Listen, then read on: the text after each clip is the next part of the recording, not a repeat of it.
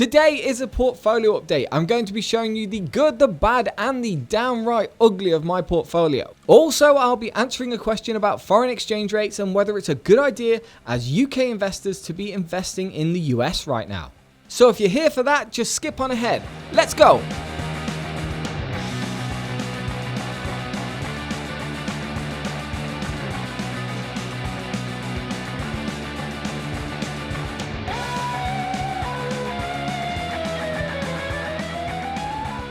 Welcome back everyone, my name's Paul. I've recently started investing and I've started a dividend investment portfolio with Trading 212.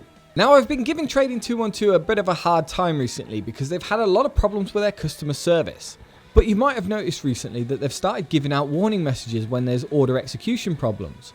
There shouldn't really be any order execution problems, but we're learning now that they might not be Trading 212's fault.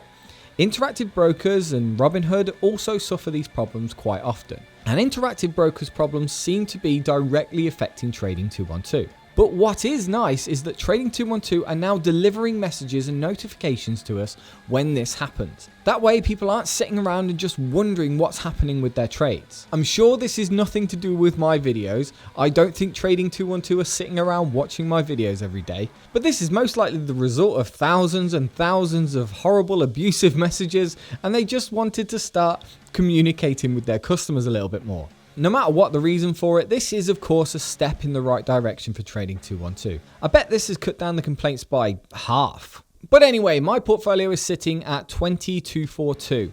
I said this in the last video, but this to me is an incredible amount of money. I've never seen this amount of money. This is a lot of money to me and I don't know where it's come from. The green number there says I'm sitting at 8.4%. Most likely real return is 10 to 11% if you include all the dividends reinvested. And I've now only got about 5 companies in the red. My income pie is doing a lot better than my S&P 500 pie, which to me signifies that I'm doing a lot better in my income pie than I am in comparison to the S&P 500. It hasn't always been like that. Often the S&P 500 is doing much better than my income pie. Value and dividend investing is just having a bit of a good time right now. Biggest winners at the moment are Albemarle at 45% up.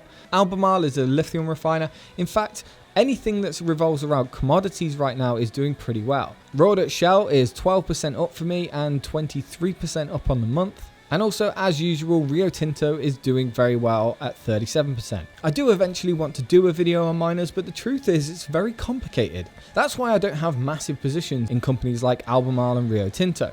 At base, when you're investing in a company that revolves around a commodity, their share price generally follows the price of that commodity. So for Rio Tinto at the minute, iron ore is doing really well. Copper is doing really well as well. So naturally their price will go up. And it's the same with Royal Dutch Shell. Brent and WTI, which are the 2 main oil trackers, are now pushing $50. These oil futures have hit these prices 3 years earlier than expected. So you can expect that oil majors are going to do really well, at least in the short term. It can now be hitting $60 halfway through next year. That really was not expected, but now it could be looking like a real possibility. Oil is not dead. Yet. My biggest losers are Digital Realty at 10% down and Lennar Corp at 9% down. My buying of Digital Realty should be a lesson to anybody who wants to buy a company at an extremely overvalued rate. Digital Realty is a data center REIT that has some massive tailwinds, but I bought it very expensive. But I think this is a good lesson for people to not make the same mistakes that I do. Find a really good price for the stock you want to buy and then wait until the price comes down to that point. Luckily, I believe in Digital Realty quite a bit, and I'm happy to hold on to this for years and years and just soak up the dividend. I'm pretty sure this company will recoup its losses, and I'm happy holding on to this one for pretty much ever, really. Lennar Corp is one I am a little bit upset with. I'm down 9% now, and I'm not entirely sure why. Lennar is a well undervalued stock. It's trading well below its cash flows and well below its earnings. I figured housing inventory is down, interest rates are really low, people really want to buy houses in the US. What's not to love about this company? But I think I've figured it out today, and I think it's all down to the stimulus package. If the US stimulus package doesn't come through at a good amount, investors are worried that people won't be able to pay their mortgages and there will be a massive housing crisis again. And Lennar is not only one of the biggest house makers in the US, it also has a lot to do with the mortgages as well. However, this company is trading at such a low price now, I just can't stop buying it. Not advice, obviously, it's just what I'm doing. But if you look in 2007, 2008 and 2009, Lennar got hit heavily during a housing crash. It's not predicted to have these same problems right now, but we know that the housing market can just fall off the edge of a cliff sometimes. So they're the biggest losing companies on my portfolio right now, but what I've got to say is probably the biggest loser is the US exchange rate. And I had a message from Bradley on Instagram who asks, "Hi Paul, I was wondering, are you worried with the FX impact, as I've been investing in a few American companies for a while like O&T, but they're hitting me bad with the FX impact on Trading 212. Are you having the same problem?"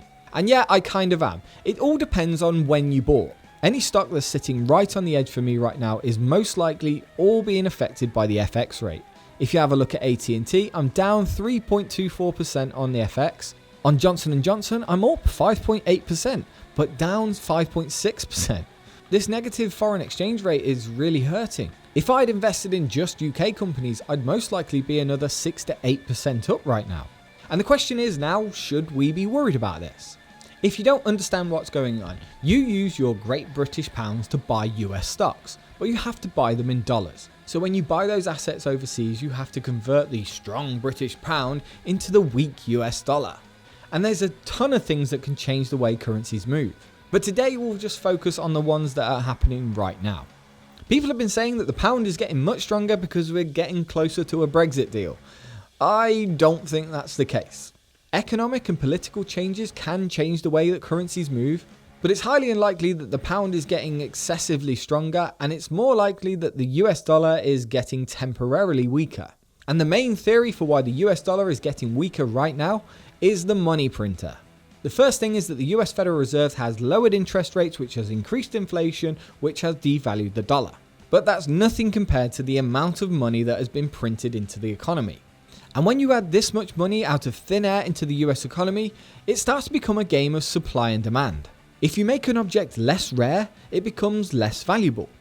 So if you double the amount of money in your economy, no one's going to laugh at you if you think that the value of the money is going to go down by half. It doesn't actually lose value by that much, but let's keep it simple. But as with anything in investing, it's all about perspective.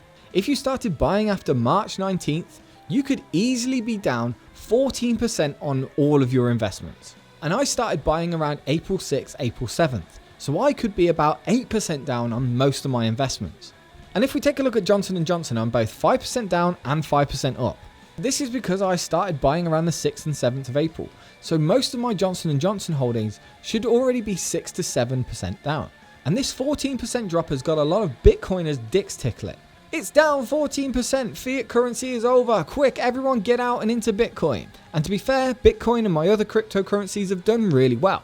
At present on eToro, I'm around 40% up on Bitcoin. Ethereum's doing pretty well at 11% up, and I bought a little bit of XRP. I've been over 100% up on XRP. I'm not sure about Ripple. I don't even know too much about these other cryptocurrencies, but I'm happy with a little bit of my spare cash to just wang in a little bit of a hedge.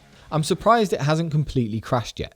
But it might be because the US dollar hasn't quite recovered yet. If it ever starts to recover properly, then you might start to see a drop in Bitcoin. But like I said, everything with investing comes down to perspective.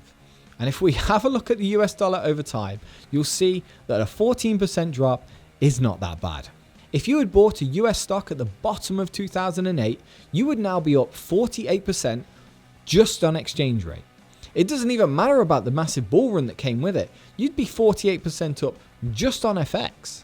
And over the past 5 years, we've had plenty of 11, 12, 13% drops. Massive drops in the US currency aren't out of the ordinary, because since 2008, the US dollar against the GB pound has been on a tear.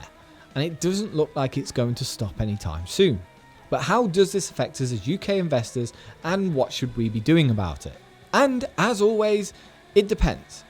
If you're a big Brexit believer, you might think that the GBP is going to get stronger, which would mean that all of your US holdings are going to get a lot weaker.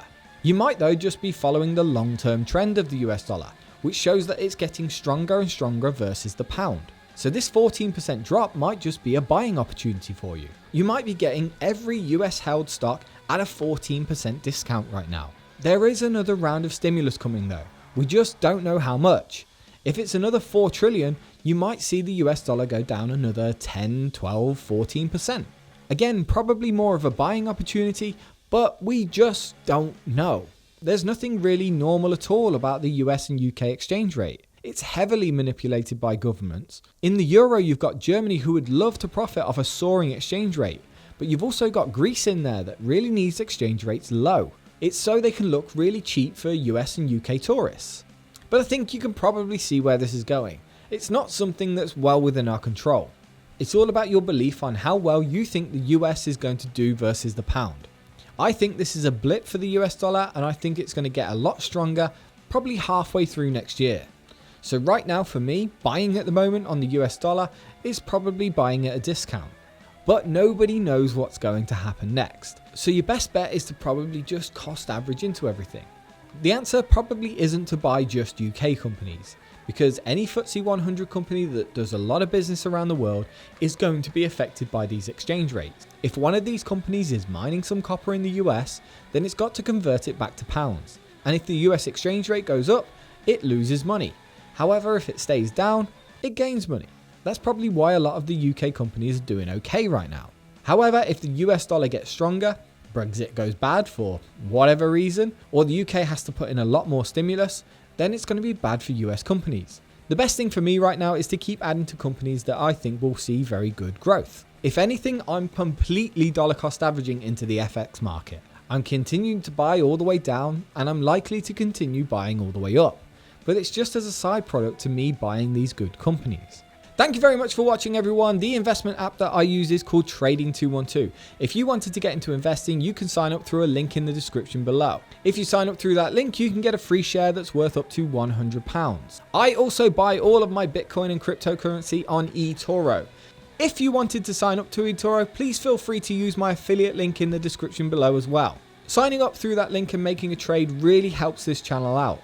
So even if you just like this channel and wanted to help out, signing up to eToro through my affiliate link and making a trade would be an awesome way to do that. Don't forget, you can always come to the Discord. There's tons of people talking about investments on there, and it's completely free. And also don't forget Instagram. I'm posting there once or twice a week, and I also post on there whenever I buy or sell something. Thank you very much for watching, guys, and if you found this video interesting, please feel free to like, subscribe, and invest.